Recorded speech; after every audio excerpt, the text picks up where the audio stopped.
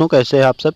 तो यहाँ पर बता दूं, जो कंपनी है पीईपेल ऑटोमेशन, जो कंपनी केरला की कंपनी है। यहाँ पर आपको पता होगा केरल जो साउदर्न रीजन में आता है और ये अपॉर्चुनिटी निकाली गई है। इसका जो लिंक है डिस्क्रिप्शन में दे दीजिए, आपको मिल जाएगा। तो वहाँ पर जाके फॉर्म भर देना होगा। इसको आपको फॉर्म जैसे ही भर दोगे तो वहाँ पर आपको मोबाइल नंबर वगैरह या ईमेल आईडी जो भी आप डालोगे तो वहाँ पर आपके डायरेक्ट मेल में या कांटेक्ट कर लिया जाएगा कंपनी के तरफ से आपको जो है तो वैकेंसी के लिए। तो 12वीं हो या ITI सभी के लिए वैकेंसी यहाँ पर है, और डिप्लोमा वगैरह के लिए भी यहाँ पर आप लोग जॉब है। ITI वगैरह भी बता दूंगा कौन से डेट से क्या रहने वाला है। परमानेंट जॉब इसमें रहने वाली है आपकी। और देखिए, इस समय बहुत सारी कंपनियों में ऑलरेडी कैंपस आप लोग भी सुन रहे होंगे, देख भी रहे होंगे, लेकिन आपको भी पता होगा कि गाड़ी वगैरह कितनी प्रॉब्लम हो रही है। इसका मतलब ये नहीं है कि हमें जॉब करना ही नहीं है, आपको लगे रहना है प्रयास में। अगर आपके नियर बाई कहीं पर 100 किलोमीटर 200 किलोमीटर के रेंज में अगर आती है वैकेंसियाँ, मान लीजिए कैंपस लग रहा है या इंटरव्यू भी जैसे मैं बता रहा हूँ यहाँ पर इंटरव्यू हो रहा है, डायरेक्ट ऑनलाइन फॉर्म भरना का, तो इनको आपको चूकना नहीं है। क्योंकि इस जो महामारी के काल अगर आपको छोटी मोटी भी नौकरी मिल रही है तो आपकी बहुत बड़ी हेल्प हो सकती है इस तरह से, ठीक है। सैलरी अगर थोड़ा कम भी मिल रही है तो आपको उसमें ध्यान ज़्यादा नहीं देना है, आपको वर्क करना है इस समय। क्योंकि घर बैठने से अच्छा है कि कोई ना कोई काम थोड़ा बहुत चलता रहे, तो आपकी भी जो है तो अर्निंग होती रहेगी और आपको बेनिफिट ही होगा। यही अर्निंग आपकी बाद में आपको मुसीबत में काम देगी। तो चलिए हम सीधे ऑफिशियल नोटिफिकेशन या जो फॉर्म है इसमें डायरेक्ट उसमें ही सब कुछ बता देते हैं। लोग आ चुके हैं डायरेक्ट। यहाँ पर आप लोग देख सकते हो साइड में, आपको बाएं साइड में दिख रहा होगा PEEPL ऑटोमेशन कंपनी का नाम ये रहने वाला है। और जो कंपनी है तो बहुत ही बड़ी कंपनी है। इसमें थोड़ा बहुत कंपनी के बारे में भी आप लोग समझ लेना। ये जो यहाँ पर लिखा गया है कंपनी के बारे में बताया गया है, तो इसको भी हम ध्यान से सब कुछ समझेंगे। इसको आराम से फॉर्म भरना है, कोई मिस्टेक नहीं होना चाहिए। थोड़ा मैं इसको जूम करके आपको दिखाता हूँ कि आखिर यहाँ पर लिखा क्या गया है, ठीक है। यहाँ पर आप लोग देख सकते हो, our mission is to deliver significant business value to customers providing innovative sustainable agile and custom products and solution. तो ये बताया गया है 24/7 ये सपोर्ट सिस्टम बता दिया गया इनका। और जो कंपनी है यहाँ पर आप लोग देख सकते हो, जॉब पोस्टिंग सब कुछ बता दिया गया है। PEPL ऑटोमेशन जो कंपनी है इसके बारे में जो पूरा ऑफिशियल नोटिफिकेशन है, सब कुछ पूरा ऑफिशियल नोटिफिकेशन ही बता रहा हूँ आपको। तो यहाँ पर आप लोग देख सकते हो, ये जो लिखा गया है वैकेंसी ऑटोमेशन के लिए वैकेंसी है मशीनिस्ट, फिटर और fabricator, fill form fits provided. तो आपको यहाँ पर फॉर्म भरना पड़ेगा, क्या भरना पड़ेगा वो समझ लीजिए, लेकिन उसके पहले यहाँ पर ये जो चीज़ें लिखी है उसको भी समझना ज़रूरी है। अर्जेंट जॉब वैकेंसी आउट हुई है, तो इसमें कोई डाउट नहीं होना चाहिए कि आपको ज़्यादा टाइम लगाना चाहिए इस फॉर्म को भरते समय। वैकेंसी जो है तो ये सब ट्रेड है। जॉब डिस्क्रिप्शन में वेल्डिंग, फैब्रिकेशन, फिटिंग और assembling for various engineering parts and machines. जो भी मशीनें रहती हैं या इंजीनियरिंग का जो काम रहता है वो आपको करवाना पड़ेगा। यहाँ पर स्किल्स क्या क्या रहना चाहिए, तो वेल्डिंग अंडरस्टैंडिंग और मैकेनिकल ड्राइविंग्स और फिटिंग और असेंबलिंग, ये सब चीज़ आपका ITI का ही है। क्वालिफिकेशन में +2 डिप्लोमा और ITI नहीं 12वीं पास जो स्टूडेंट है वो भी इस फॉर्म को भर सकता है, ठीक है।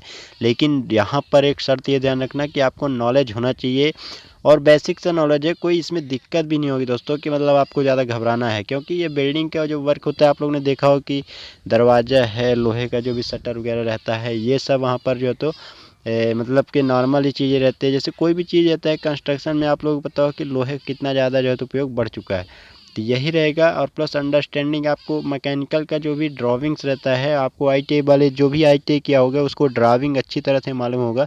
लेकिन आपको भी पता होगा जो 10वीं 12वीं पास होते हैं ना, 12वीं पास में भी आपको अगर आप लोगों ने फिजिक्स केमिस्ट्री पास किया होगा तो आपको वहाँ पर ड्राविंग्स बहुत सारी चीज़ें आती हैं। लेकिन इंजीनियरिंग तो हालांकि नहीं रहता, थोड़ा बहुत नॉलेज ले लेना। लेकिन अगर वैकेंसी आउट हुए +2 तो आपको फॉर्म भर देना होगा। देन यहाँ पर आगे बढ़ते हैं। बेसिक ऑफ इलेक्ट्रिकल नॉलेज तो सभी को रहता है, मैकेनिकल, इलेक्ट्रिकल ये सब है। आप लोग देख सकते हो जो जॉब की लोकेशन है, आपको पहले भी बता चुका हूँ कि केरल में रहेगा। तो कोचीन ये कहाँ पर पड़ता है, केरला में पड़ेगा। यहाँ पर आपको जॉब करना पड़ेगा। और जो कंपनी का नाम ऑलरेडी आपको क्लियर हो चुका होगा। तो आगे बढ़ते हैं, हम देखते हैं। तो देखिए, इंटरेस्टेड कैंडिडेट जो भी हैं may please fill up the online form given below and they will be contacted personally for the direct interview. यानी आपको अगर जो तो फॉर्म भर देते हो तो डायरेक्ट आपको इंटरव्यू के लिए जाए तो कॉन्टैक्ट नंबर से आपको खुद फ़ोन आएगा कंपनी की तरफ से, ठीक है। आगे बढ़ते हैं हम, यहाँ पर हम देखते हैं हाँ, सबसे पहले यहाँ पर आप लोग देख सकते हो, आपका नाम यहाँ पर डाल देना होगा। नाम जैसे ही डालोगे, नाम आपको मार्कशीट के हिसाब से डाल देना, आपके 10वीं या आपको ITI के, और एड्रेस डाल देना, आपका पूरा पता यहाँ पर डाल देना होगा, फ़ोन नंबर यहाँ पर डाल देना, और क्वालिफ़िकेशन जितना भी आपका क्वालिफ़िकेशन है, एक्सपीरियंस अगर है तो एक्सपीरियंस डाल देना, अगर एक्सपीरियंस नहीं है तो यहाँ पर 0 ईयर्स एक्सपीरियंस डाल देना आपको। और current organization you are working, अगर आप लोग कहीं पर भी वर्क करते थे किसी कंपनी में तो ये डाल देना यहाँ पर। What position you were looking in our organization, यानी आप जो है तो what position are you looking for in our organization, यानी आप किस पोजीशन के लिए अप्लाई कर रहे हो। इसका मतलब ये है कि जैसे ITI को उधर ट्रेड दिया गया था ना, इधर यहाँ पर देखो आपकी ये क्या ट्रेड दिया गया था, वेल्डिंग, फैब्रिकेशन और फिटिंग। तो यहाँ से आपको अगर जो 12वीं पास स्टूडेंट है वो यहाँ पर क्या भरेगा, तो बता देता हूँ आपको। अगर बिल्डिंग का थोड़ा बहुत एक्सपीरियंस है, ठीक है, बिल्डिंग का एक्सपीरियंस है या फिटिंग का, मतलब फिटर कवर कर सकते हो, तो यहाँ पर आपको वही चीज़ सिलेक्ट कर देना होगा कि बिल्डिंग जो भी मतलब है आपके अपने हिसाब से यहाँ पर सिलेक्ट कर देना होगा यहाँ पर, ठीक है। आगे बढ़ते हैं तो यहाँ पर देखते हो आपकी योर स्किल्स एंड एक्सपर्टाइज, आपको जो है तो कौन सी चीज़ में आप एक्सपर्ट हो, कौन सा मतलब ऐसा स्किल है जो मतलब आप दिखाना चाहते हो कंपनी में। सिंपल सी भाषा में बता दूं तो अगर आप लोगों ने ITI से किसी कंपनी में वर्क कर रहे हो तो जाहिर सी बात है कोई ना कोई काम कर रहे होगे, तो आपको मालूम भी होगा कि कौन सा काम है ये, वही चीज़ में आप एक्सपर्ट हो गए और कौन से काम में एक्सपर्ट हो गए। तो यहाँ पर आपको लिख देना है सिंपल सी भाषा में, are you willing to relocate to Cochin, तो आप जो है तो आप रिलोकेट कर सकते हो कोचीन के लिए, तो आपको यस कर देना होगा यहाँ पर। आगे बढ़ोगे आप, what is the reason for living the current job, आप जो है तो करंट जॉब को क्यों छोड़ रहे हो। आपको यहाँ पर कुछ ऐसा नहीं लिखना है कि सैलरी कम है, ये लिख देना है कि थोड़ा डिस्टेंस, ये मतलब आपके नियर बाई है या दूर पड़ रहा है, या मान सकते हो कि थोड़ा बहुत प्रॉब्लम ऐसी, अब ये मत लिख देना वहाँ पर कि सैलरी कम है, ठीक है, ये डायरेक्ट नहीं लिख देना। यहाँ पर आप लोग लिख देना होगा कि I am interested your industries because I am looking for this job A experienced candidates, yes, ठीक है। यहाँ पर ये चीज़ आपको लिख देना होगा।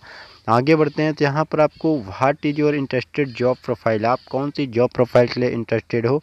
तो आप अगर ITI से हो तो जो भी ट्रेड आपका होगा वहाँ पर ये मेंशन करना होगा, जो 12वीं से है, जो वहाँ पर इस वेल्डिंग वगैरह जो भी आपके पास एक्सपीरियंस है उस हिसाब से यहाँ पर मेंशन कर देना। आगे बढ़ेंगे, what is your current CTC salary, आपकी अभी जिस कंपनी में काम कर रहे थे, तो झूठ मत बोलना, क्योंकि अगर एक्सपीरियंस का सर्टिफिकेट लगाओगे ना तो वहाँ पर सब कुछ क्लियरली मेंशन रहता है कि भाई इसने ये इतना ITI करके इतना पैसा इसको मिलता है।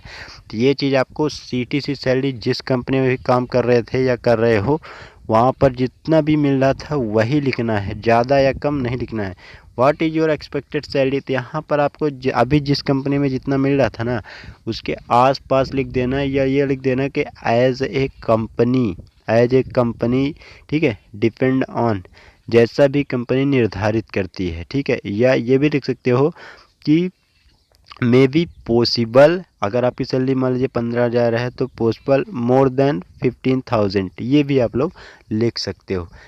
What is the earliest possible date to join our organization, यानी अर्लीस्ट पॉसिबल यानी कब तक जो है तो आप ऑर्गेनाइजेशन में ज्वाइन कर सकते हो। तो आपको लिख देना होगा जैसे 1 महीने 2 महीने टाइम, यहाँ पर पूछा जा रहा है कि आप कितने दिनों के अंदर जो है तो हमारी कंपनी में जो अगर शॉर्टलिस्ट होते हो तो ज्वाइन कर सकते हो। तो आप लोग लिख देना है 13 डेज़ 15 डेज़, जो भी मतलब आपके साथ पॉसिबल है जितने दिन में आप लोग जा सकते हो। इसके बाद what is the most convenient date for you to come directly to our office for a face to face interview, यानी ये बोला जा रहा है कि आप जो है तो इंटरव्यू के लिए, जैसे आपका ये तो इंटरव्यू हो ही गया, ठीक है, आपका जो शॉर्टलिस्ट हो जाते हो नंबर वहाँ पर कांटेक्ट किया जाएगा आपको, तो आपको फेस टू फेस ऑफिस में भी इंटरव्यू के लिए बुलाया जाएगा, क्योंकि बड़ी कंपनी है, आपको इंटरव्यू ले लिया जाएगा, परमानेंट जॉब के चांस यहाँ पर रहने वाले हैं। तो कब तक पहुंच सकते हो, 1 महीने के अंदर, 2 महीने के अंदर। तो आपको अगर मान लीजिए लॉकडाउन वगैरह की सिचुएशन चल रही है, ट्रेन वगैरह की क्या सिचुएशन है, उस हिसाब से यहाँ पर आपको दिन लिख देना होगा या महीने लिख देना होगा। आगे बढ़ेंगे हम तो anything additionally you would like to convey, यानी आपको कुछ और जो है तो लाइक करते हो, मतलब हम पसंद करें, आपके पास कुछ एडिशनल चीज़ें भी हैं, तो यहाँ पर यस या नो में आंसर कर देना। यस है तो यस, अगर नो है तो no. I hereby declare that the information furnished above is true complete and correct to the best of my knowledge and belief.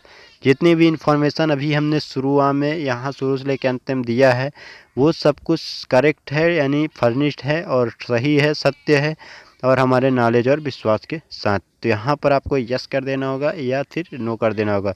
यहाँ पर यस ही करना होगा आपको, क्योंकि यहाँ पर अगर नो करोगे तो आपको दिक्कत हो जाएगी।